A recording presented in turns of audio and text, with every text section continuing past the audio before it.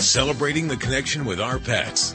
This is Animal Radio, featuring your dream team, veterinarian Dr. Debbie White and groomer Joey Villani. And here are your hosts, Hal Abrams and Judy Francis. And today is our annual New Pet Products Special. I would say what annual, but geez, we've been doing it for so long now, I have no idea which number this is. But we do it every year when there's a couple of big trade shows across the country, the Global Pet Expo and Super Zoo. This is where all of the new pet products are introduced. I love those shows just because of these new products. You know, you get to check out the latest and greatest. It's fun. And it's always amazing to see the inventors, the inventors that have come up with some of these ideas. It is a $60+ billion a year pet sector. Wow. That means that there's a lot of people just coming into it. When I think about all of the years that we've covered the Global Pet Expo and Super Zoo, we've seen a lot of items come and go. A lot of companies come and go, disappear. But then we've also seen some small companies get bought up by bigger companies. Yeah, that happens a lot. So all of these people that we're going to be talking to today, they're hoping that some big company will buy them up. So and we're going to have giveaways. So this is all on the way today, right here on Animal Radio. Plus, we'll be taking your calls, toll-free, 1-866-405-8405. Lori, what are you working on over there in the newsroom for this hour? I got a story about a big victory for animal activists and advocates for people who might buy a pet from a puppy or pet store. Okay, so if you're planning on buying a pet from a pet store, listen up. Lori has some important news for you. Joey, what are you working on? The 5 things that you need to know if your pet has a stinky face. You hear that, Roro? Listen, you guys laugh, but if your pet had a stinky face, you would want to sit back and you would want to listen and know what's going on. So don't laugh. It's not, I'm not laughing. It's not a funny situation, guys. I was looking at the expression on Lori's face because she deals almost exclusively with bulldogs, and they have the wrinkly face that I'm sure stinks a lot. Do your dogs? Does Roro's face stink? It can, but it takes copious amounts of work to make it not stink. Yeah. You picked a high maintenance breed to take care of. Did I ever? Yeah. Yeah, but they're all definitely rescues, are. all of them. They are. Yeah. That's nice. Well, good for you. Okay, so be listening up if you have a smelly-faced dog, plus 5 other tips from Joey Villani, the dog father, in just a few minutes. Let's go to the phones for your calls right now. 1-866-405-8405, or ask your questions from the free Animal Radio app for iPhone, Android, and BlackBerry. Hey, Richard, how are you doing? Hi, how are you? Good. Where are you calling from today? I'm calling from Indiana. Beautiful Indiana. What's going on? I have a question for Dr. Debbie. Okay. I have a Chihuahua. His name is Tiger. He's almost 2 years old. He'll be 2 years old in July. And I take him for walks every day. We're usually at about a half hour, and it's around a mile that we walk. And I've noticed that when we come home, he just pops down and goes to sleep and just lays around the rest of the day. I was wondering if that was normal, or should I be spacing the walks out and not going so far at one time, or what's going on here? Now, are you aware of any kind of orthopedic problems, any kind of joint issues that he has? No. Okay, and is he a chubby fella, or is he a healthy weight? He's about 4 pounds. Now, he is a little on the thick side, but he's only about 4 or 5 pounds. Okay. And are you around, like, after the walk, and does he just kind of not want to do anything, or does he get up and show interest in other things during the day? No, he'll show interest in other things during the day, but it seems like after we walk, he just lays around and then just like he's wore out. So I didn't know if maybe I should start spacing it out, like 15 minutes here, 15 minutes there. I also didn't know if maybe it was a case where he was getting too tired. Maybe I should start taking water with me, or... Okay, well, I'm going to tell you that for a half-hour walk, that is not an extreme amount of activity for a dog of his age. And that's why I was asking if he had any excess weight problems or if he had an orthopedic problem, because some of these little guys commonly have knee issues and such, things that might make him less able to kind of bounce back from activity. But, I recommend up to an hour of exercise a day for a normal, healthy dog. So for me, I would feel better having you take this little guy to a vet and just have a couple things checked out. out. There are some things that do come to mind.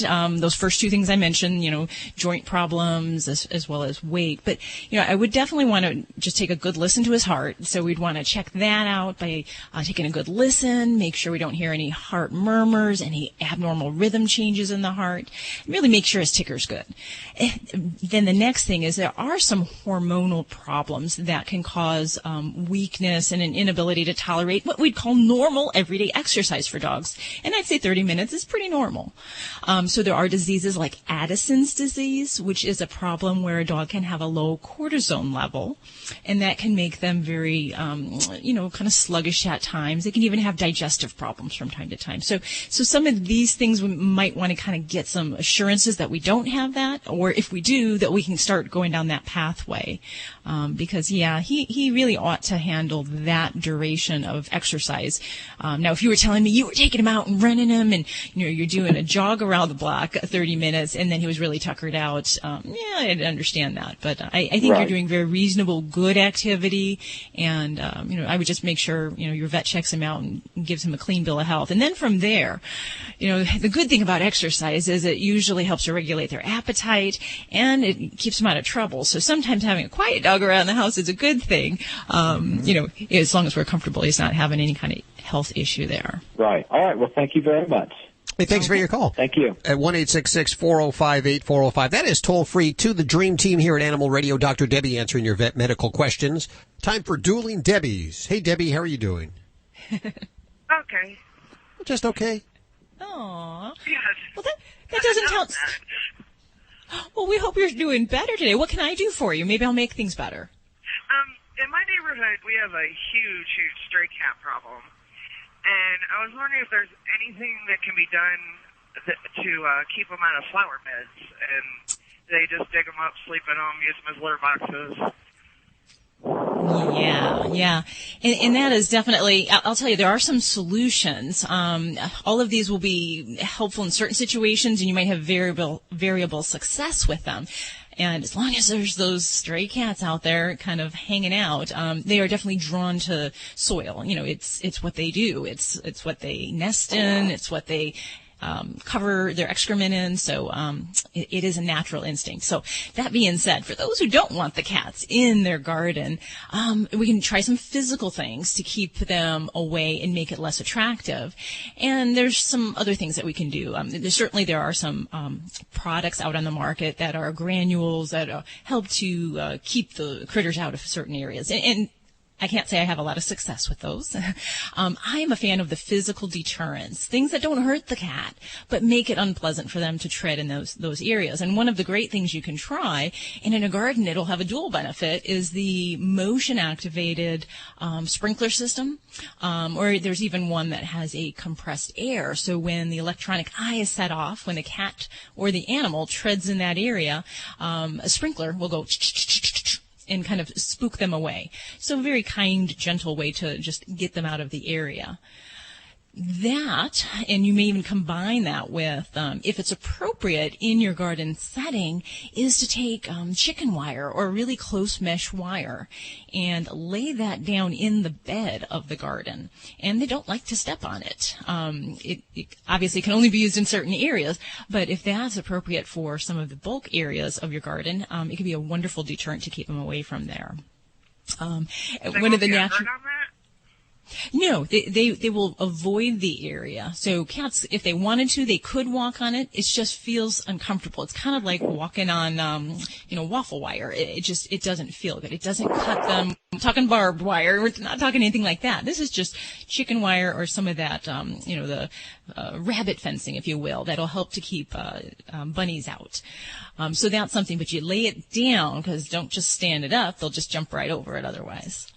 And then I do have some luck with using citrus products. Just naturally citrus is unpleasant to cats. They don't really like it. They don't want to be around it. So, if you can put some orange peels, lemon peels, and kind of sprinkle that on the perimeter of your garden, it's kind of a natural deterrent that might help to keep the kitties away. And then as far as, I know I've mentioned this before for folks who are having trouble with cats coming near their house, some of the backdoor situations, is that you can actually go to a hunting store and pick up coyote urine. And if you can tolerate the smell of it near your garden, you can treat the area around, and that can help just by signaling that a predator is nearby, and it can deter cats from kind of going in the area. So there's a lot of solutions there. You can try, see what works for you. Certainly is better than clapping your hands and yelling, "Hey, get out of my garden!" Yeah, I wish there was something we could. They're starving, but last summer I made the mistake of feeding a couple, and I'd come home and there was 20 on my porch. So I wish there was something to do to stop it, but yeah, and that is definitely one thing that you've hit upon. That as long as you offer food sources, those cats are going to be coming around. So you really have to cut that off in your area if you want them to stay away. You're not going to have any luck if you keep feeding them. Okay, well, I'll try some of those.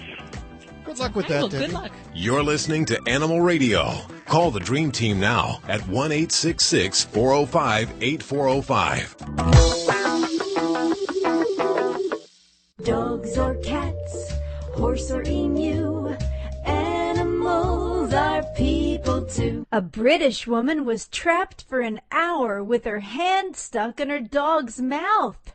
It all started when her boxer, playing in the backyard, somehow got a fishing hook stuck in his mouth. Owner Vicky Morrill frantically tried to remove the hook, but ended up getting hooked to her dog. She was able to dial the phone with her free hand, and a fire crew and paramedics arrived and were able to separate the two.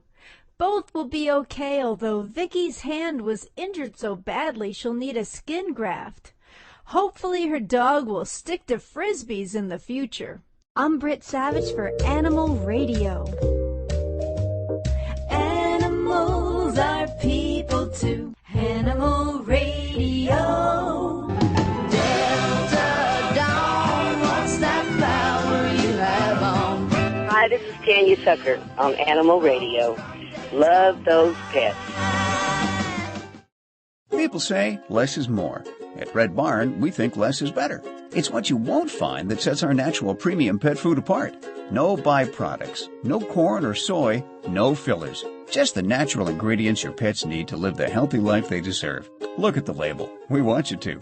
Red Barn Naturals Pet Food. Simply the best. Find it in your local pet specialty store. Red Barn canned food for cats and dogs is grain and gluten-free. You're listening to Animal Radio.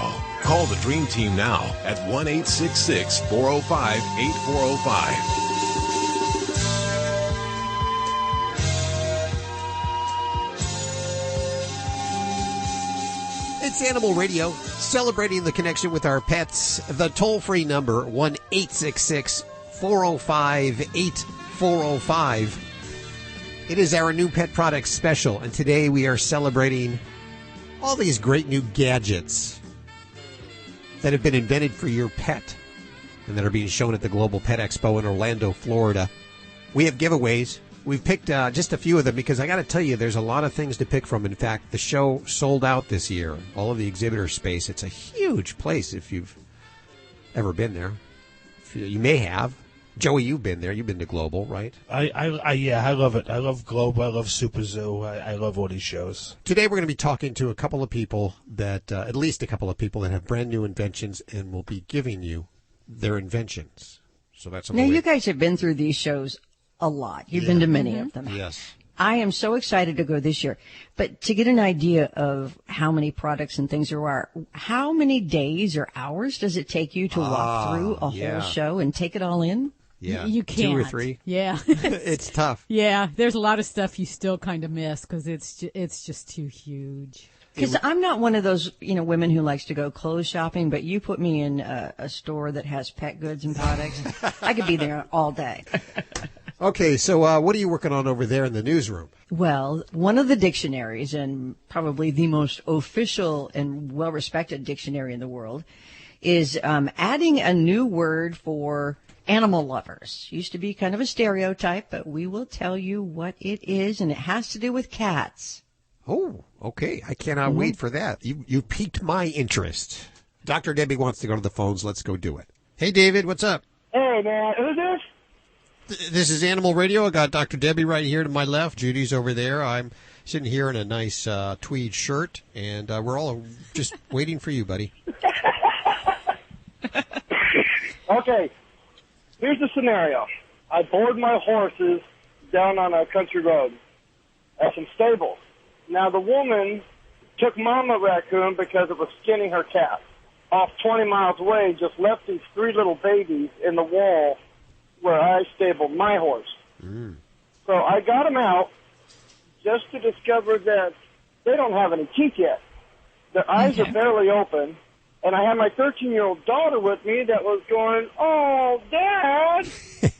So I got 3 baby raccoons. We're going to keep them.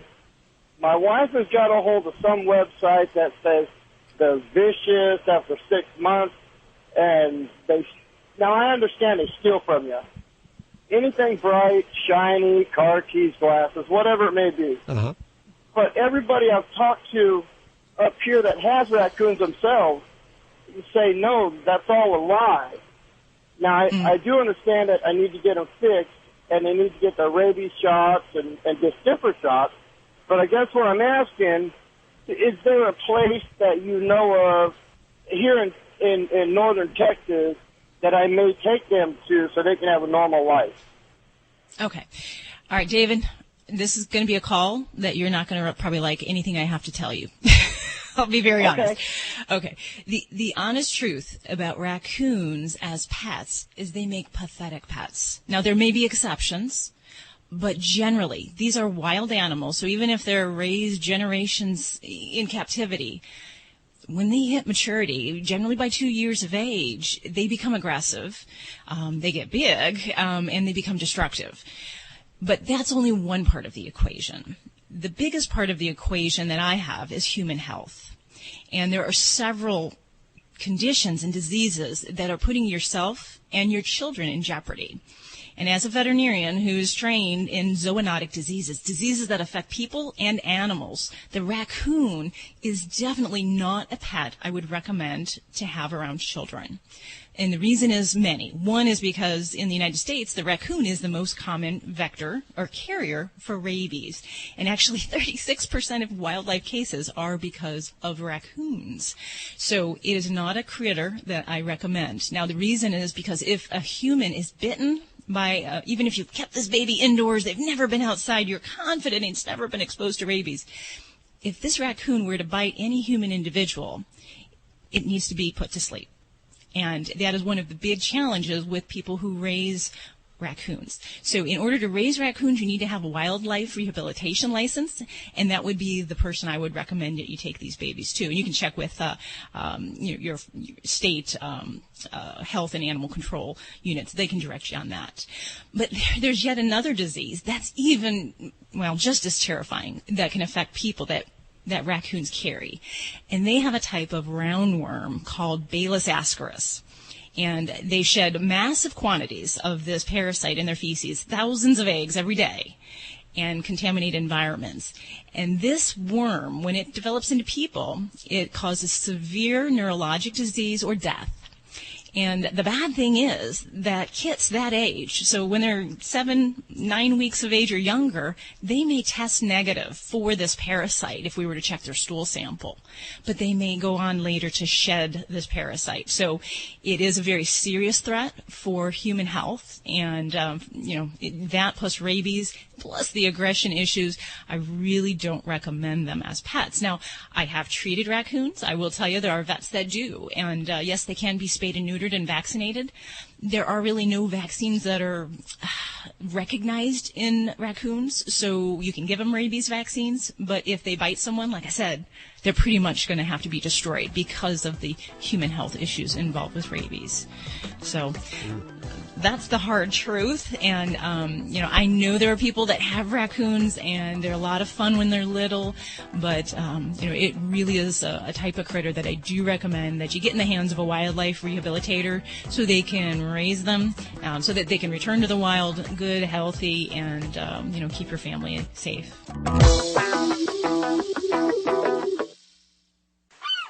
I am the family dog, and it's that time of year again. The one where pet parents start looking for Fido-friendly hotels and destinations where Fido is welcome. Make no bones about it. Pets are part of the family, and we like to sniff out new places too, and we hate to be turned away, especially when we're on our best behavior. So we won't be left out in the cold. Be sure to pick up a copy of Fido Friendly Magazine to find the best hotels and destinations where Fido is always welcome. Go online to FidoFriendly.com and subscribe today. This is an Animal Radio News Update brought to you by Fear Free. Fear Free takes the pet out of petrified and puts the treat into treatment. To learn more and find a certified Fear Free veterinary professional near you, visit fearfreepets.com. I'm Lori Brooks. A federal appeals court has rejected a bid to overturn a New York City law that imposed tough restrictions on the sale of dogs and cats in pet stores. This verdict is considered a huge victory for animal advocates and for those animals also that would have been sold by puppy mills and mass breeding operations to pet stores.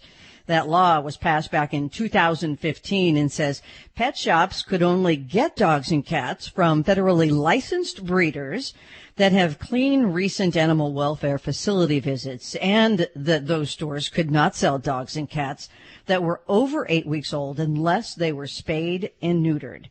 The New York Pet Welfare Association, a group representing pet shops and dog breeders, sued to block that law, fearing that it was going to force many of its members out of business.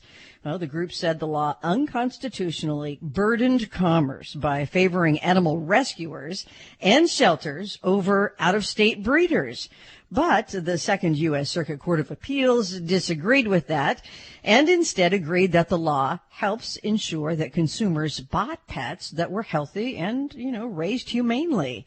The judge said the sourcing and spay-neuter laws address problems of significant importance in the city and to its residents, and the city has enforced them for more than a year with no ill effects. So it's been good for everybody.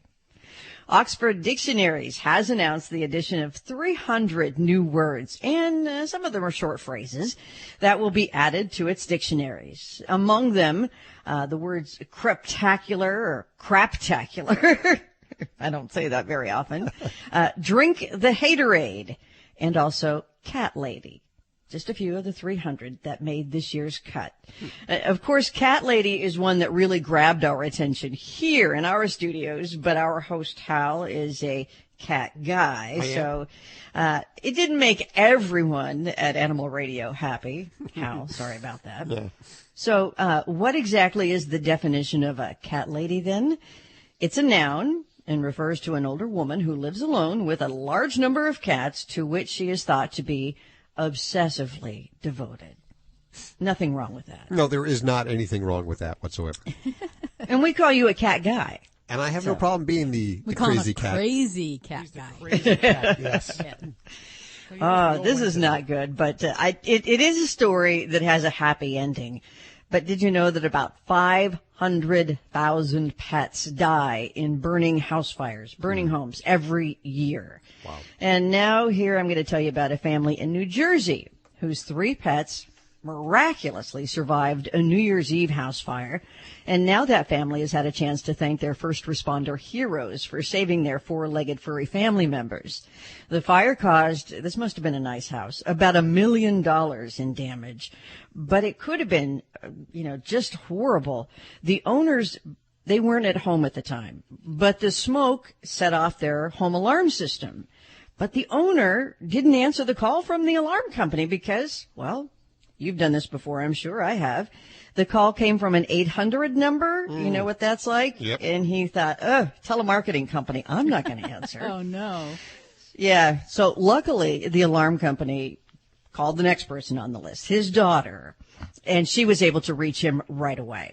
Now, because he was only about a mile away, the owner got there really fast, and he was able to tell firefighters that there was a dog and 2 cats inside the house. The deputy fire chief later said that they found Riley the dog and 1 cat, Romeo, and they were found huddled together as if they were protecting each other and that they were not going anywhere without each other. The second cat, Chloe, was found in the basement. All 3 pets were harmed. They spent days in the hospital for burns and smoke inhalation, but they're all home now and doing very well. But earlier this month, this really grateful family took Riley the dog with them to their local all-volunteer fire department, and along with the alarm company, they presented the first responders who saved their family with a gratitude check for $7,500. Oh. And not nice, but as a bonus to all of this happiness here, Riley, the dog, has just been certified as a therapy dog and will start working with children this month. Awesome. Wow. Nice story, yeah. I'm Lori Brooks. Get more breaking animal news anytime at animalradio.com. This has been an Animal Radio News Update brought to you by Fear Free. The veterinarian isn't typically thought of as your pet's favorite place to go. With Fear Free, that all changes. To learn more and find a certified Fear Free veterinary professional near you, visit fearfreepets.com.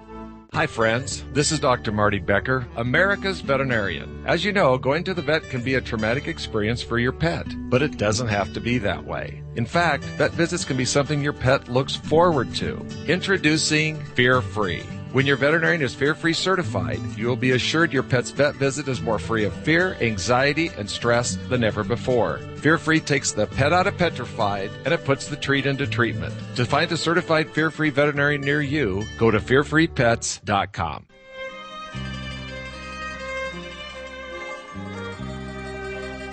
It gives me great honor to present to you the dog father, Joey Villani, on Animal Radio. How are you doing? I'm doing great. Here I am. So, how can I do any better than this? Yeah, I guess. Oh, you we can supposed to say no. We can always do better. Come on. So what's going on in your world? So, 5 things to know if your pet has a stinky, smelly face. Did you ever go up to someone's dog and, well, maybe not you guys, but you know what? I'm always kissing everyone's dogs, I'm like, who is that talk show host that they used to kiss everyone? Game show host. Richard Dawson. No, Richard Dawson. Yes. I'm like the Richard Dawson of the pet grooming world, which you shouldn't do, but I do anyway.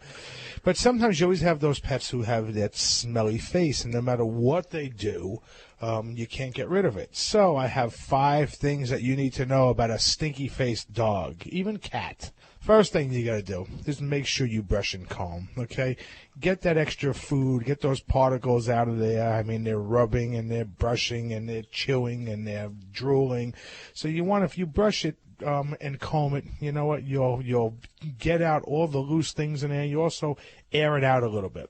The next thing I want to do, if I have a dog that has folds, like Shih Tzus, Bulldogs, anything that has folds in their face, you got to clean them, guys. The easiest way to clean them is just a cotton ball and a little bit of water. But if you can get some, witch hazel or, any type of, light What is witch hazel? Does anyone actually know what that is? What is it? I've used it. I don't know what it is. Witch hazel is just a natural astringent that I don't know what it's derived from, but it works really well. I remember the nurse used to put it on your eye when you were in school when you got poked in the eye.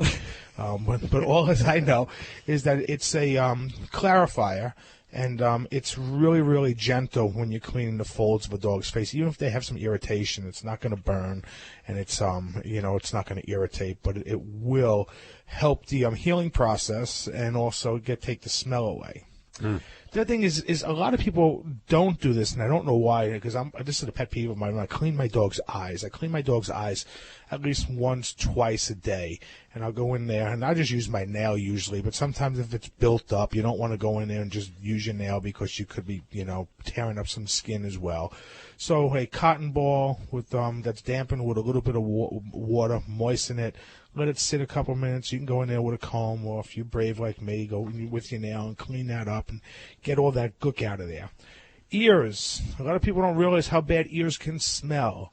If ears aren't clean or they're infected, even lightly infected, they're going to smell. And I've had situations where people said, my dog, it smells horrible. And they would actually not even let them, be in the same room with them at times. This is a true story. And the ears were just so bad. That's what that horrible odor was coming from. And we all know about teeth. But one thing I want you to know about teeth, it doesn't necessarily have to have a heavy plaque buildup for the dog's mouth to smell. if you have a lot of dogs, like I have a friend of mine, and she has pugs. And the pugs will go around and they'll lick every crumb that they find on the floor. Mm-hmm. But the other thing is what they're doing is they're also picking up the hair that they drop behind from shedding, and it gets caught and built up between their teeth. And it'll get in there and leave a horrible odor. So what you do is the same thing. If you go in with a cotton swab, cotton ball, even a toothbrush, you can use your finger, but be careful you don't get bit. And clean those teeth really well and get the hair and the debris out of there.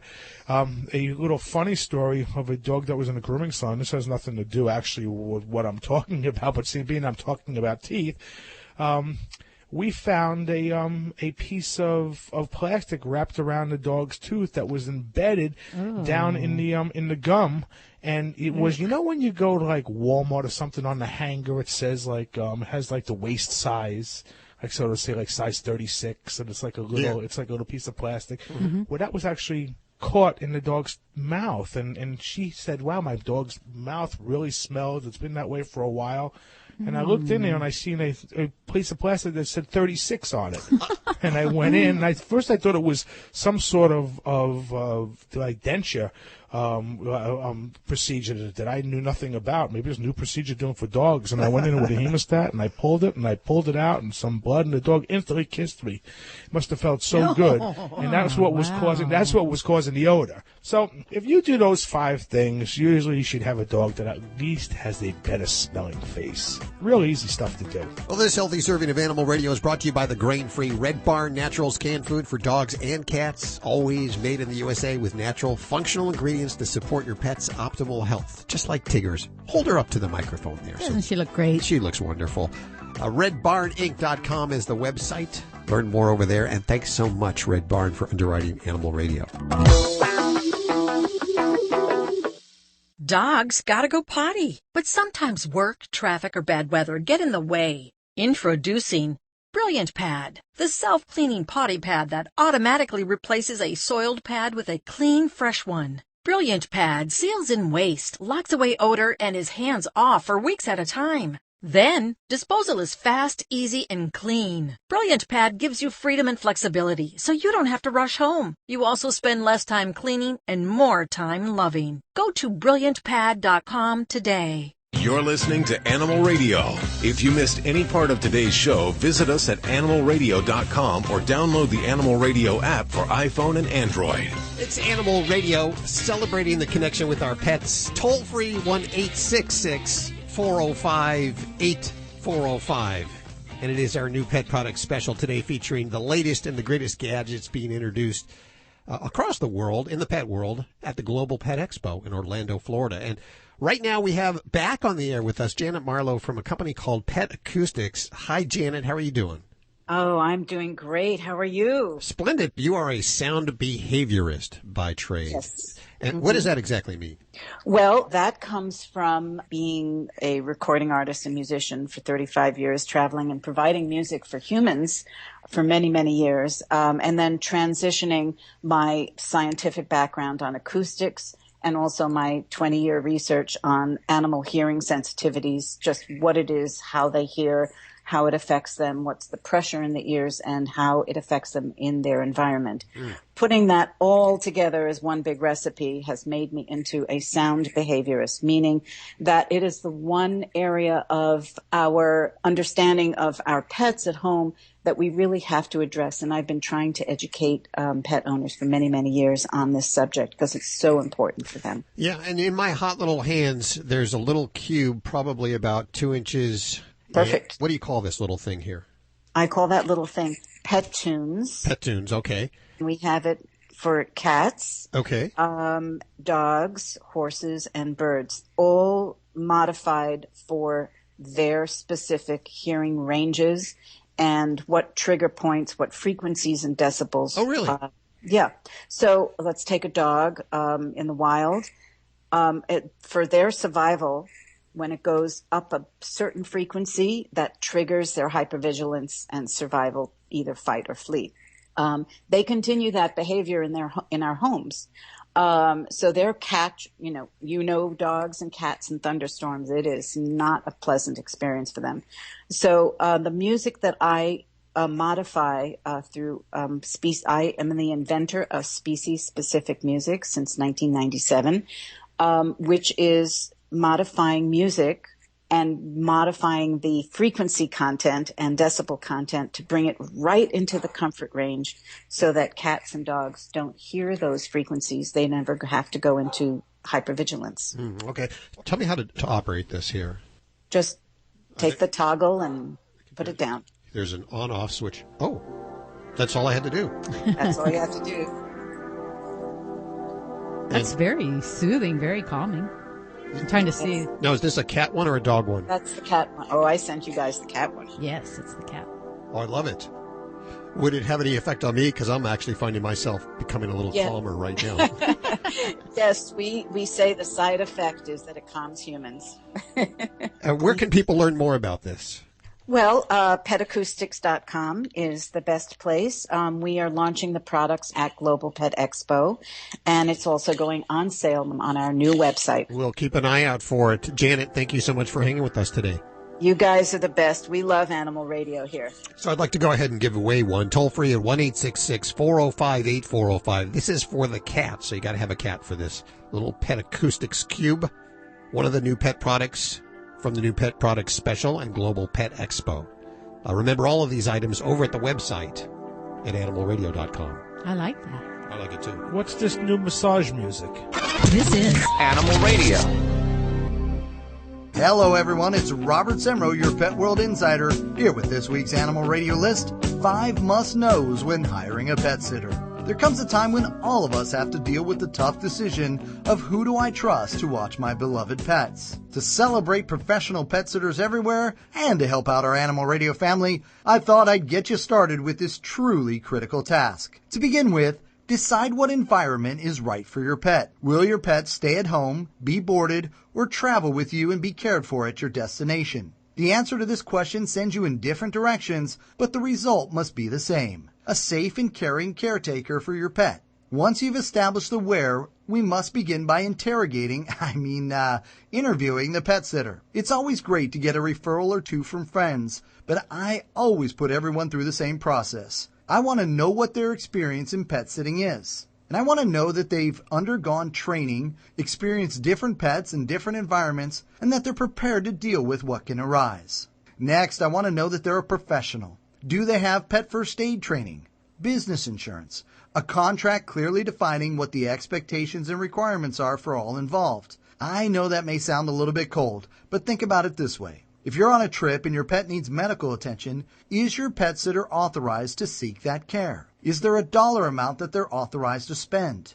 And what will be done when they visit, and how many times will they visit the home with the pets? It's important that everyone have a clear understanding of what will be the expected level of care and responsibility so that if an emergency arises, they can respond quickly for your pet's sake. I also want to know who their backup is, what contact numbers are available, how often we will communicate, and what kind of updates will be provided to me, not only to give me peace of mind, but to keep me aware of what's going on with my pets. I want to know how my pets are reacting to not having the family with them. This is important not only for the current trip, but for planning future trips and making sure that we're doing the right things for our pets. And with so much technology in our hands these days, it's much simpler and quicker for a pet sitter to send an update with photos, videos, text, etc. And finally, and this is sadly where most folks begin, what services do they offer?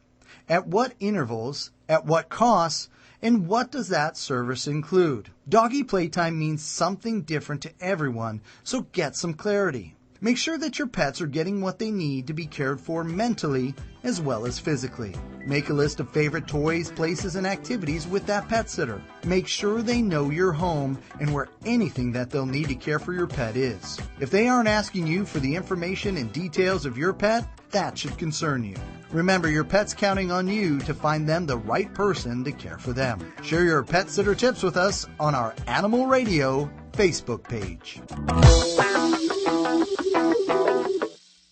Allergy Allergy sufferers are hearing a lot of numbers these days about symptoms and relief. But the number sufferers want most is 0, as in 0 nasal allergy symptoms. And nothing gets you closer to 0 than Nasacort. Because unlike antihistamines that stop only one cause of your allergy symptoms, Nasacort stops more. And stopping more gets you closer to 0.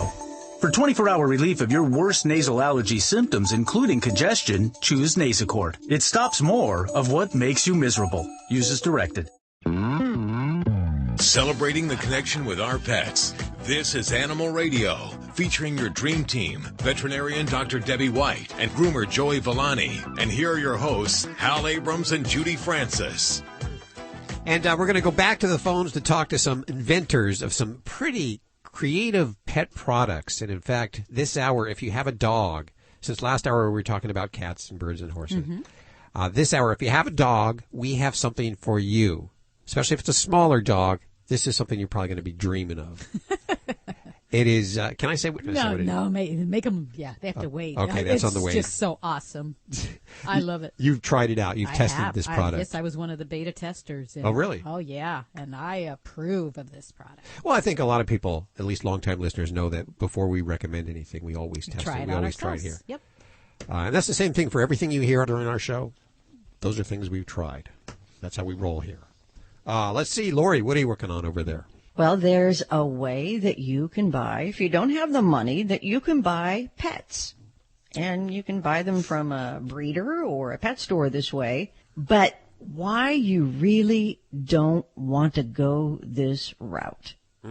Because, it's turned out to be a horror story for so many people.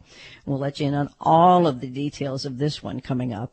Okay, before you go buy a pet, listen to what Lori has to say. That's on the way here, just in a few minutes. Are we going to line 3? Is that correct? Yes, we are. Seems like we haven't given them any attention today. We have Tim on the phone. Hey, Tim, how are you doing? Good. How are y'all? Good. Where are you calling from today? Calling from Weeki-Wachee, Florida. Weeki-Wachee, Florida. Where is that? They're well known for their mermaids. The mermaids? It's just north of Tampa on the Nature Coast. You know what? We're about 45, 50 miles or so north of Tampa. I want to come visit. Sounds like fun. All you have to say is mermaids. Come on down. We have a tale of a time. A tale of a time. Wow, okay. Well, now what's going on with your animals? All right, so I've got this dog. He's a year old, and his mama was 100% boxer, and then she got tagged by some neighborhood dog. We're not sure. The people we got him off of, a friend of mine that actually a friend of my son's that he plays football with. So, he's a decent looking dog. He's got a good demeanor to him as far as he's nice. He's real laid back. Well, he's not really actually laid back. That's a misquote.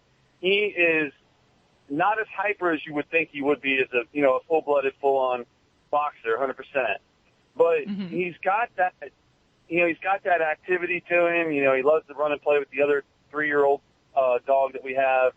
But man, I mean, he's got this ism about him that he loves to dig trenches. I want to think he's back with Snoopy and back in World War I and going up against the Red Baron, except instead of flying his doghouse, all right, he's on the ground. He's a trench dog, he's a trench dog. So he digs these trenches, I swear. And this dog's small. I mean, like I said, he's 1 year old, so he's only probably about 18, 20, 22 inches tall, and I think he's about done with the length of growing and, height and stuff. He's kind of long, he's pretty long, a little bit longer than he is tall. But okay, so I cannot break him of digging holes. So I don't know, is there some kind of magic solution? I wave a wand and he's not, digging anymore, or do I have to wait? Oh, if it was only that easy. But before we get into the how-tos, I want to ask you, how does he spend his day? Is he inside, outside? Does he do both? Yeah, that'll help you out. No, he's an outside dog. My wife, and she's allergic to dogs as far as the dandruff and all that stuff. So no, they're outside dogs. They are, because we live in a rural area, and we have 2.5 acres for them to just have just a field day on and dig as many holes as they want. Of course, I don't want it, but anyways, no, we have a lot of problems. We have, like I said, 2.5 acres, and it's down here in Florida, sand, so he's not digging through. I think maybe we need to move to Idaho or somewhere, Montana, where we get some granite, so he's not digging so well, All right. Well, let's get to it here, Tim, because the reality is that when we talk about digging and excessive digging behaviors in dogs, the first thing we realize is that it is completely normal dog behavior to dig holes. It is part of what they do. It's part of what they enjoy. A lot of dogs just get enjoyment from it. So when we're trying to curb this behavior, we may not ever be able to stop it, but we're trying to find the appropriate situation where he can dig and dissuade him from digging in those inappropriate situations. And I'll be honest, in a dog that has free rein outside in that kind of area, it is going to be very difficult to stop this behavior, because the core ways that we deal with this are we're going to basically want to give an appropriate site for this digging and deter him from digging in those other areas, as well as giving supervision so it does not occur. So if he's outside and kind of doing his own thing in this area, it's going to be very hard to provide that supervision that we need to correct the behavior as it's happening. So the ways that we can try, so if there is a way to keep his environment, typically I would tell people to keep the dog indoors where you can supervise, and I understand if the allergies make that hard, but whether we provide a dog run, something where we do have a concrete or a different surface where digging behaviors cannot happen when he's in that area, and then teaching him basically to an appropriate digging site. And this is going to be something like, providing like a small doggy pool or a sandbox with a substrate like dirt or sand where we can encourage him to dig, and we reward that behavior. So that might be something like, putting a rawhide bone or a dog toy and burying it in that area. And then once he finds it, by digging it out, you praise him, reward him, oh, good boy, and then you give him snacks, you give him treats. So you teach him that this is the place where this is going to happen, and then we're going to try to deter him from those other areas by keeping him confined. You can try putting down deterrents. You can put like chicken wire down below the ground. Some people will put either slate rock or some form of flat concrete rocks along the areas where that might be occurring. But it's going to be very hard on 2 acres to provide enough deterrence in that whole realm. The other thing we combine all this with is providing more outlets for activity. So getting him out, going jogging, going running, playing retrieving games, things to get the energy level out. Because a lot of times, let's face it, digging is a way how dogs pass the time. And when they're bored, it's something fun to do. So if we try to burn that energy candle down a little bit, that'll help to take some of that drive that might go into the digging behavior. Maybe I'll take him up and see the mermaids or something. I'll take him up there and show him the mermaid park. Hey, I want to come there and see the mermaids. Thanks. All right, well, I'll tell you what, you come down. All right, holler at me. You come down. We'll schedule a time. We'll all 3 go. That sounds good. Thank you so much for calling, Tim. I appreciate it, and hopefully that helps a little bit. Toll free, 1-866-405-8405 to reach out to our dream team. Hey, Tracy. Uh-huh. Welcome to the show.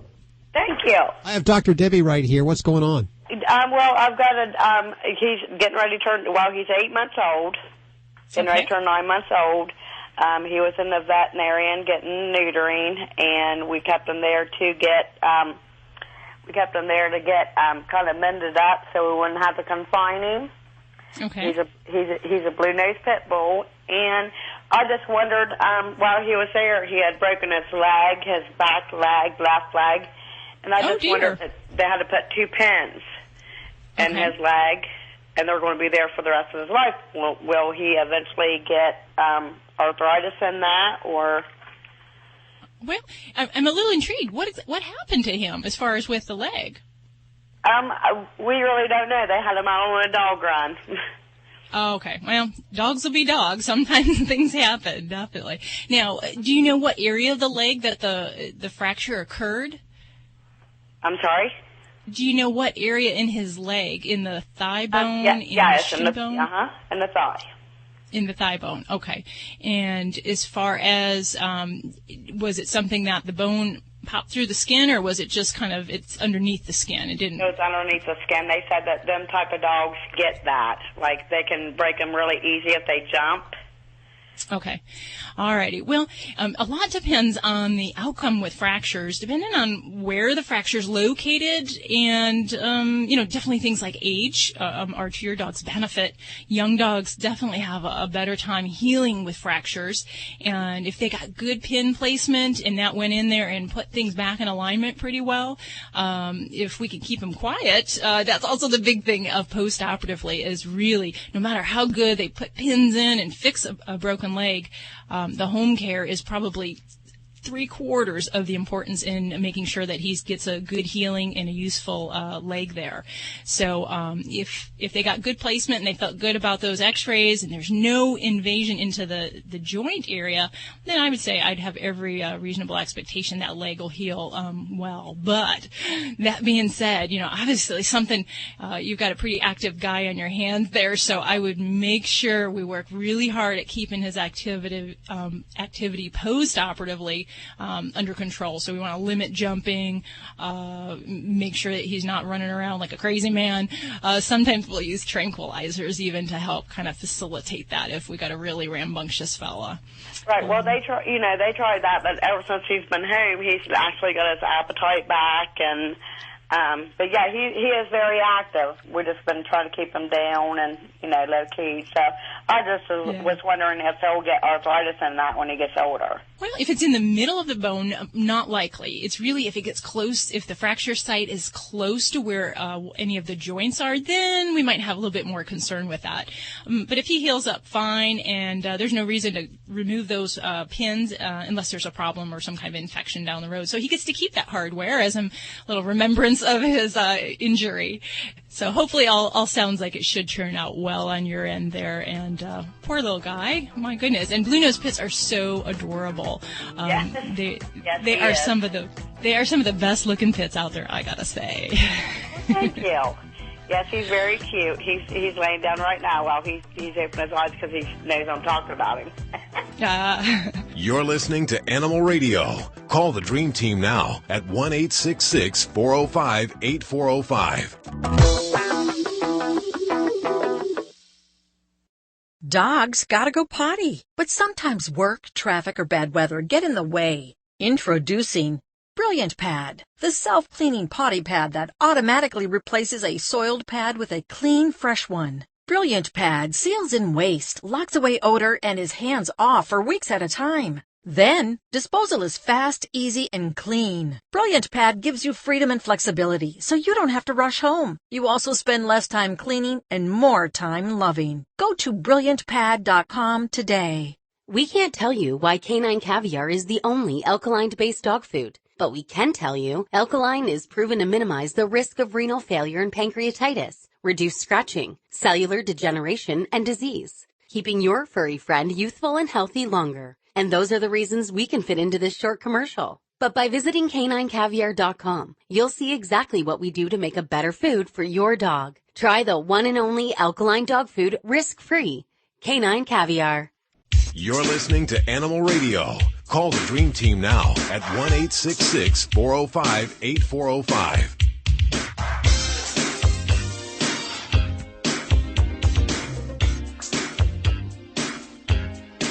It's Animal Radio. This is where we celebrate the connection with your pets, our pets, all of our pets. That connection that, people that don't have pets, they don't understand that connection. How can you not? It's once you bond with an animal, it's like, how could I have not ever had this connection with an animal before? So this is your radio show if you're crazy about your pets. If your phone has all pictures of your pets, whatever's in your wallet, it's all pictures of your pets, none of your family. This is the place for you.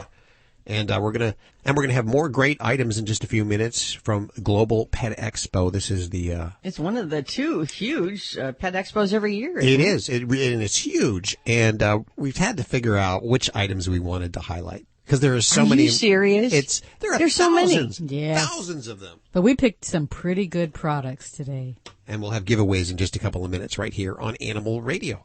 Lori, in just a few minutes, we're going to visit with you in the newsroom. And what are you working on for this hour? Next year, I want that assignment, though, of going through all You the got it. goods and choosing. Okay. Coming up, I'm going to tell you about former President Bush. He's got a dog story that he's still very insulted over after all of these years, and it also involves Vladimir Putin. There you go. Just bizarre. Yeah. Toll free 1-866-405-8405 right now. Let's go to line 3. Yes. Yes, hello. Hey, Cheryl, how are you doing? I'm doing great. How are you today? Good. I have Dr. Debbie here. What's going on? I have a toy poodle. She's 8 years old, and when she gets really excited, she starts like coughing or whatever, choking, kind of a kind of sound. And lately, she's been doing it more and more. Like when she gets excited, she'll just keep coughing and choking, and I don't know if something's wrong or as they get older, they continue to do that. And sometimes even at night, it's almost like she's snoring or something. She's like, while she's sleeping. So is something wrong, or is that normal for toy poodles? Well, it kind of depends. There's a little distinction in this sound that we're going to have to see if we can make, and it's going to be a little challenging on radio because you can't see me and I can't see you. Now, this sound that she's doing, does it sound like she's about to cough up a hairball, or yes, does it? Actually, when she does it, she has to kind of like choke and like she's dry heaving, like she's going to throw up, but nothing comes out. And then she's okay for a few minutes, and then she gets excited again and starts doing it again. That's how she stops doing it, is after she does that, like, dry heave. Okay, because the questions I'd have is whether we're making a sound kind of like like we're trying to cough something up, or if we have more like what we call the reverse sneezing sound, which is really cool. It freaks a lot of people out, and I get many an emergency call about it. It's kind of more of a vibrational sound. Looks like an asthma attack, kind of like a... Yes, like a croupy cough almost.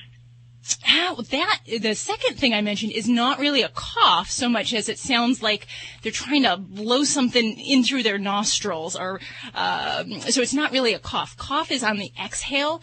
This other sound, the reverse sneezing, is on the inhale. So it kind of looks like they're really stiff, sticking their neck out, and they're vibrational.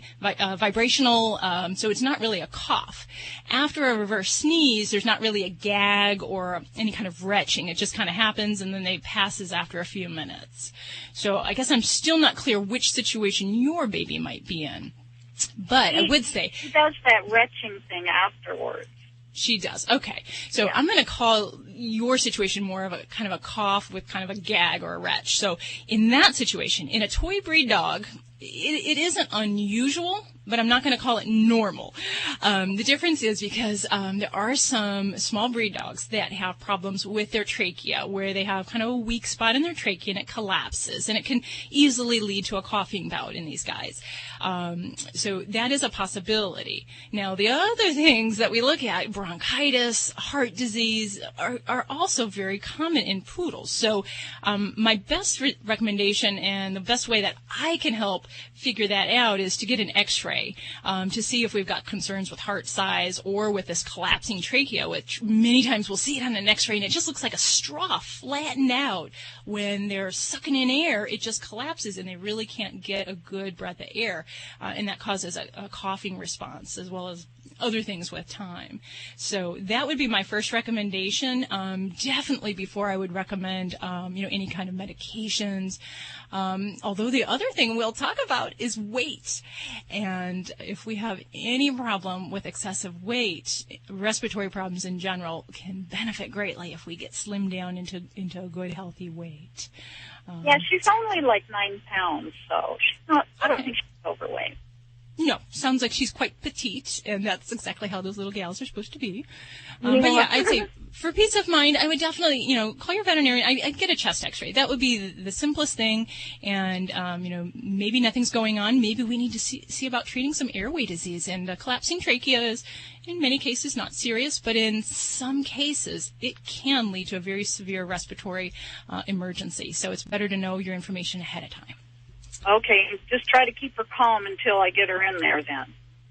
Yeah, definitely. And, if she's nice and pink, she's not showing any problems, recovering after these episodes, then, certainly that kind of helps you gauge how fast you need to get into the vet. But yeah, I'd say as soon as possible. I would just recommend it for the peace of mind. Okay, I'll do that. I'll make an appointment and get her in for a chest x-ray then. Best wishes with you, Cheryl, and give your good baby a little pat on the head for us. Okay, this is Dr. I will. Thank Debbie. You so much. Okay, all right, bye-bye. thanks for your call. Bye-bye. Well, this portion of Animal Radio is brought to you by Brilliant Pad. Yes, Brilliant Pad. You don't need to rush home anymore and let the dog out. Introducing Brilliant Pad, the self-cleaning potty pad that automatically replaces a soiled pad with a clean, fresh one. Learn more over at brilliantpad.com today. And thanks, Brilliant Pad, for underwriting Animal Radio. All dogs should eat a pH-balanced alkaline diet. An alkaline diet reduces health risks and can also reduce scratching, shedding, and hot spots. So does this mean you need to check your dog's pH balance? No, because Canine Caviar has created the first and only alkaline dog food that is pH balanced. It also has the highest metabolized calories. What does this mean? Your dog needs to eat less. Get a healthier dog and save money with Canine Caviar products. Find them at your local pet supply store or online at caninecaviar.com. Burger King presents Breakfast Stories. So I got 2 sandwich for $5, and I gave him one. And I gave him a thank you. Get 2 sandwiches for just $5. Now made with 100% butter for a soft, flaky croissant. Only at Burger King. Price and participation vary. Daddy, where do babies come from? Honey? Mommy went to the store. Oh, well, you see, there's a mommy and a daddy, right? Right. And see, when they call Geico, they could save a bunch of money on car insurance. Oh, really? And that makes them happy? Yes, that makes them very happy. That's good. Yeah. Well, I'm glad we could have this talk, Sunshine. Geico, because saving 15% or more on car insurance is always a great answer. This is Animal Radio. This is an Animal Radio news update brought to you by Fear Free. Fear Free takes the pet out of petrified and puts the treat into treatment. To learn more and find a certified fear-free veterinary professional near you, visit fearfreepets.com. I'm Lori Brooks. Do not ever, I'm telling you what to do in this case, and you'll thank me for it later. Do not ever buy a pet on credit or a pet that is financed through a loan, say. And here's why. Take, for example, the Sabin family.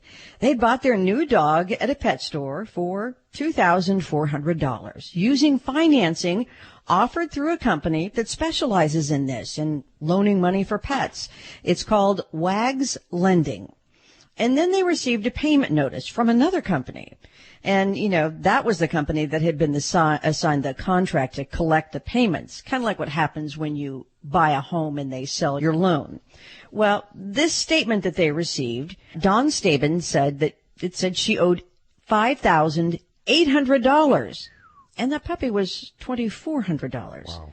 Well, then she tracked down a customer service rep at the company, and she found out she didn't really own the dog after all. The company told her, "You're not financing the dog. You're really only leasing it." Get out of here. They're really? property. They're property. Yeah. They're considered property. Come get it now. That's what I would say. Come on. Bring it on, baby. I'm with you, Joey. And this happens all the time. We sign things, and without realizing it, the family had signed on the dotted line and legally agreed to make 34 monthly lease payments of $165 a month, after which they had the right to buy the dog for about 2 months' payments. However, like all loans, you do not want to default on it, or the lender can take the dog back, or say if the dog dies or even runs away, you could be on the hook for an early repayment charge in full. But sadly for this dog named Tucker, the whole experience was horrible. This family was not impressed with the puppy antics of Tucker, and they fought a long battle with the loan company, ended up selling the puppy to a trainer. But the company, or rather the family, still had the loan, right? So now if they had kept him and saw that lease through to the end, they would have paid the equivalent of more than 70% in annualized interest. And that, friends, is nearly twice what most credit card lenders are going to charge you. And it's not the only case of such horrors to financing pets. Apparently, there are many other similar cases. For example, take the tale of one customer who ended up paying over $5,000 for a $2,000 puppy because she had financed a Yorkie from a Georgia pet store. She, too, was alarmed that this dog was going to cost her so much, but she was willing to pay the price because she was so in love with the dog already. By the way, the Nevada man who is the owner of this Wags lending company says, proudly, he can get away with doing this because, quote, we're dealing with emotional borrowers. The lesson, I would say, is be patient. Please fill out an application with a rescue or at your local animal shelter. Yeah, and don't ever finance an animal. Yes, yeah. Joey, what? Yeah, but I'll tell you what. I mean, the emotional borrowers. So, in other words, somebody that's excited to bring a new pet into their home and, you know, really be happy about it, they got to get ripped off. I mean, come on, shame on that guy. You know, I mean, that's just terrible. I know it's business, but it's terrible. Taking advantage of it. If you have to finance an animal, first of all, you're in the wrong place. You should be going to a rescue for that particular animal. Let me give both of you guys a hug. Oh, there you go. Oh. Get a little I love you. I mean, that's one thing I love about this group. Well, there's a group of people in a town in England that have launched a crowdfunding campaign to honor a cat that once lived at their local supermarket. So this is a small town, and the whole town basically knew this cat and loved it. The Just Giving campaign, by the way, almost to its goal of raising $6,000 because they want to erect a statue honoring the cat Brutus, who died back in January. The spokeswoman for the group says that Brutus delighted children and adults alike with his cheeky catitude. And he would hitch rides in people's carts as they left the store on the way to their cars, and would even jump into the cars to play with the bags that the customers loaded. You know how cats love bags. Mm-hmm. Well, Brutus was also known for hanging out on the shelves in the pet food aisle. Imagine that. And for lazing around the store so that everyone could love on him. He was a legend. But sadly, Brutus was diagnosed with polycystic kidney disease in 2013, and he had to be put to sleep just a few months ago after his condition really deteriorated. But regulars at the Morrison's supermarket in the town of Stanley and many of Brutus's more than 12,000 Facebook followers are still devastated. The store owners say Brutus was much loved by our customers, and he is still greatly missed. The store, by the way, also contributing to Brutus's memorial fund, and hopefully they're going to get that full funding soon.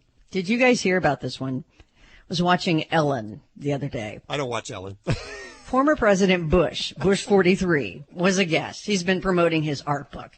And he was on Ellen, and she was, asking him questions, and this one question came up. She said that President Trump had a relationship with Russian leader Vladimir Putin, and she's looking right at Bush 43, and then Ellen added that the relationship for him with Putin was not really the same, nor a good one.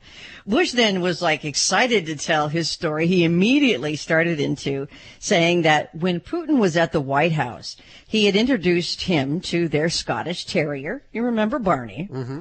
Putin looks at Barney and then looks at Bush and says, "You think that's a dog?" Well, then Bush went on telling his story, and he said that he and wife Laura were in Russia 1 year after that incident, after the Barney insult, and Putin asked them, "Do you want to meet my dog?" So Bush looks, and across the yard he sees this huge hound dog kind of loping toward them, like an enormous dog. And Putin, with his icy eyes, looked at the president and first lady, and he said, quote, "Bigger, stronger, and faster than Barney." That was it. Don't insult a Scottish Terrier, okay? You ever see? Oh, that's right. You have Scotties. Yeah, I know I have Karens, but Scotty is no little dog. It's a big dog in a little dog's body with a lot of teeth and a powerful jaw. Ah. Ooh. Well, they're cute. I mean, Barney was adorable. He was the black little terrier that Bush used to carry around all the time. Loved him. I'm Lori Brooks. Get more breaking animal news anytime at animalradio.com. This has been an Animal Radio News Update brought to you by Fear Free. The veterinarian isn't typically thought of as your pet's favorite place to go. With Fear Free, that all changes. To learn more and find a certified Fear Free veterinary professional near you, visit fearfreepets.com. Hi friends, this is Dr. Marty Becker, America's veterinarian. As you know, going to the vet can be a traumatic experience for your pet, but it doesn't have to be that way. In fact, vet visits can be something your pet looks forward to. Introducing Fear Free. When your veterinarian is Fear Free certified, you will be assured your pet's vet visit is more free of fear, anxiety, and stress than ever before. Fear Free takes the pet out of petrified and it puts the treat into treatment. To find a certified Fear Free veterinarian near you, go to fearfreepets.com. You're listening to Animal Radio. Find us at animalradio.com. Log on, learn more. Dogs or cats, horse or emu, animals are people too. An Australian woman was recently sentenced to 9 months of community service for smuggling protected fish from Asia in her dress. 45-year-old Sharon Naismith was caught in a Melbourne airport trying to smuggle the fish. Customs officers reportedly heard flipping noises coming from her clothes and conducted a search.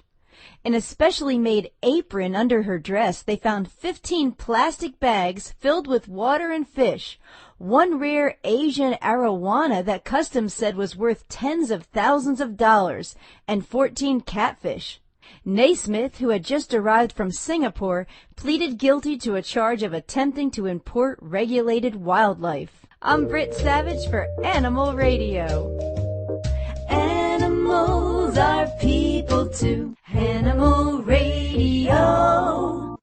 Hi, it's Alan Cable. You know, dogs are dogs and people are people. I work with two folks this week. Each of them had the same problem. Their dog basically tries to rip their shoulder off at the end of a leash. And the guy I was working with, he let the dog off the leash. What do you think the dog did? Started jumping on him, grabbing the leash with his teeth. Pretty disrespectful behavior, wouldn't you say? You might not, but if that dog were part of a dog pack and did that to the alpha, he'd get a smackdown. Not with words or conversation like people do, but with swift action, a swift correction. A lot of people refuse to accept that their dog's a dog. They pretend the dogs are human. They think he understands everything they're saying and that he likes everything that humans like. Here's an example. Who doesn't love a hug? I'll tell you who. Most dogs. A hug is threatening to most dogs. They'll put up with it from their human pack members, but when a stranger does it, it signals domination and an invasion of space. It makes a dog feel threatened. We communicate with words, but if you really want to understand your dog, or any dog, you have to watch their body language, their eyes, and what they do when you and other people are around. They learn by observing us. For instance, let's say you had a rug in your kitchen, and the only time you gave your dog a treat is when he was on this rug. You'll notice the dog connects the dots. He figures out that when he's in that place, he gets a treat. So, every time you walk in the room, you'll notice your dog moves to that spot. He even stays in that spot when you're not in the room. This is a cool way to train your dog to do lots of stuff. You're rewarding him for something he's already doing that you like. Then take it a step further. If he's not on the rug, point at it. If he doesn't move, you, while pointing at the rug, start moving towards it. You can use the word treat repeatedly, too. If he's still not moving, get a treat and hold it in your hand while still pointing at the rug and moving towards it. Trust me, your dog's going to get the message, and pretty soon you'll be able to point to get him to go wherever you want him to. People will be fascinated how your dog will do what you want him to without ever saying a word. The greatest thing you can do for your dog is to be a strong pack leader and give him structure. He'll be calm and happy for it. This is Animal Radio, baby. Dogs gotta go potty, but sometimes work, traffic, or bad weather get in the way. Introducing Brilliant Pad, the self-cleaning potty pad that automatically replaces a soiled pad with a clean, fresh one. Brilliant Pad seals in waste, locks away odor, and is hands-off for weeks at a time. Then, disposal is fast, easy, and clean. Brilliant Pad gives you freedom and flexibility, so you don't have to rush home. You also spend less time cleaning and more time loving. Go to BrilliantPad.com today. Burger King presents Breakfast Stories. So I got Tucker sandwich for $5, and I gave him one. And I gave him a thank you. Get 2 croissant sandwiches for just $5. Now made with 100% butter for a soft, flaky croissant. Only at Burger King. Price and participation vary. This is the story of the shaving company called Harry's. In an epic battle of David versus Goliath. In the early 1980s, a child was born. 2 of them, actually. Their names were Jeff and Andy. Time went by, they developed facial hair, and one day, something happened. Andy got ripped off buying overpriced razors. So they decided to start their own shaving company and fix shaving once and for all. They hired the best designers. They bought a 95-year-old German blade factory. And they started selling high-quality razors online with no upcharging direct to customers. How did the overpriced razor company respond? By threatening to sue their pants off. Don't worry, Jeff and Andy have plenty of pants and a relentless dream to give all guys a great shave at a great price. Try Harry's free. They'll send you a razor with 5 German blades, foaming shave gel, and even a travel blade cover when you sign up. Just cover shipping. Plus, get a free post-shave balm at checkout with code 9999. That's harrys.com, code 9999. to get your free trial set. Hi friends, this is Dr. Marty Becker, America's veterinarian. As you know, going to the vet can be a traumatic experience for your pet, but it doesn't have to be that way. In fact, vet visits can be something your pet looks forward to. Introducing Fear Free. When your veterinarian is fear-free certified, you will be assured your pet's vet visit is more free of fear, anxiety, and stress than ever before. Fear-free takes the pet out of petrified, and it puts the treat into treatment. To find a certified fear-free veterinarian near you, go to fearfreepets.com. You're listening to Animal Radio. If you missed any part of today's show, visit us at animalradio.com or download the Animal Radio app for iPhone and Android. It's Animal Radio's new pet products special. Today featuring the latest and greatest gadgets being introduced to the pet world. Some at the Global Pet Expo. All of the items we're talking about over at the website at animalradio.com. A lot of giveaways today, too. I'm very excited about that. We just gave away the little Pet Acoustics music box. For cats. For cats. Mm-hmm. Now, you're going to love this next item, especially if you have a dog, smaller in nature. This is one that we've been testing out for a little over a month and a half, maybe 2 months, and we are just... I love it. I am hooked. You are very excited yes, about it. I am. It's called the Brilliant Pad, and it is a litter essentially for dogs, except it's pads. And we welcome the inventor, Alan Cook, back to the airwaves. Alan, you may remember, invented the scoop-free litter. For cats. For cats. How are you doing, Alan? Doing fantastic. So tell us about the Brilliant Pad. We are so excited. Brilliant Pad is the world's first self-cleaning indoor dog potty. It automatically replaces a soiled pad with a clean, fresh one, and then it wraps and seals the waste to get rid of all the odor, so your dog has a place to go indoors in a way that's easy, clean, and hands-free for you. Give listeners an idea of how big this is and what size dogs we're talking about that can use this. We designed this for small dogs, but actually up to 35 pounds. So not just tiny dogs, but small dogs and even some medium-sized dogs can fit comfortably. The pad area is 24 by 23 inches, so they're similar in size to the most popular size of potty pad. And the footprint of the machine isn't much bigger than the pad itself. It's it's less than 3 feet long and about 2 feet wide. It's similar in footprint to like an automatic self-cleaning litter box. Judy, you've been testing it out for the last month and a half, I would say. How does Ladybug take into it? You know, she uses an indoor potty. She's always used an indoor potty. Okay. And usually I put down a pad in a litter pan with fake grass on it. And I always had to wash the grass and pull out the pad and clean the bottom of it. And it stunk. I mean, it was just a matter of a couple days and it started stinking. So I knew I wouldn't have much of a transition to this. So I started out putting the artificial grass on top of it just because that's what she's used to. And then I slowly cut it to small pieces to where it was just a tiny square and she thinks she's going on grass. And then I finally pulled it away. So she just kept using it. And it's big enough, as you say, like the size of a pea pad, to allow her to spin. All dogs got to do their spins. Spins before. So she can get up there, she can spin around. And I just do it manually. Whenever she goes, I just go ahead and advance it. And I finally, after a month, finished a roll.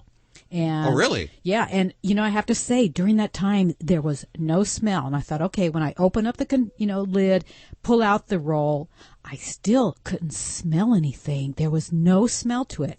And you toss it away, you put a new one in, and it's biodegradable. So you just, when you take it off, you throw away the whole thing and you insert a new one. And it's changed your life. It's changed my life. It's just great. She, in the middle of the night when she uses it, I just go ahead and advance it. And, so I don't have to smell her waste. And like I said, it does not smell. And it's quiet when you advance it. It's not, it doesn't freak her out from the noise. So if you go out of town, you'll set it for the timer. Yeah, I'll set it for the timer. Usually, I have a pet sitter comes in, but if I'm gone, if I'm going to be gone for like a whole day or something and I don't have a pet sitter, I can set it to automatically do it. So she'll have a clean pad whenever she wants. Can I just say, why hasn't this been invented before? It makes me angry that it's like one of those things like, why didn't I think of that?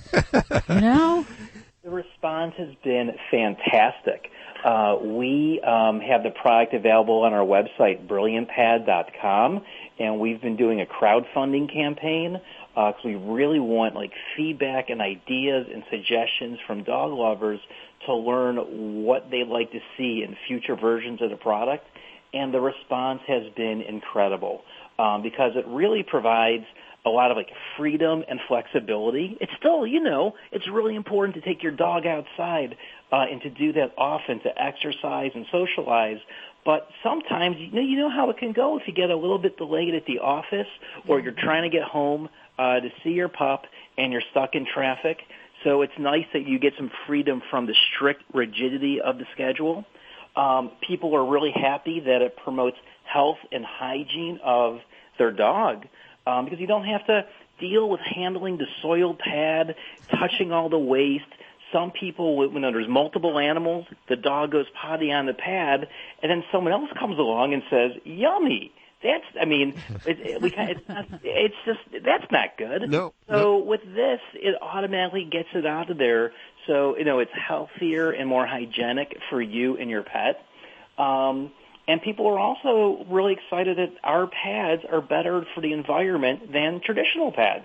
So you're doing a little bit of crowdfunding, and you're probably in the last few weeks of it now. People can probably go over there. Can they get deals on this now? What's going on with that? Absolutely. So if you come to brilliantpad.com, you'll get referred to our Indiegogo page. People are able to get the machine and the replacement rolls at a substantial discount to the retail price. So if any of your listeners are interested in the machine, go to brilliantpad.com for the best deals. Alan, we thank you for not only inventing this, but spending some time with us today. And I encourage listeners to go check out brilliantpad.com. Remember, links to everything you've heard on today's show over at animalradio.com.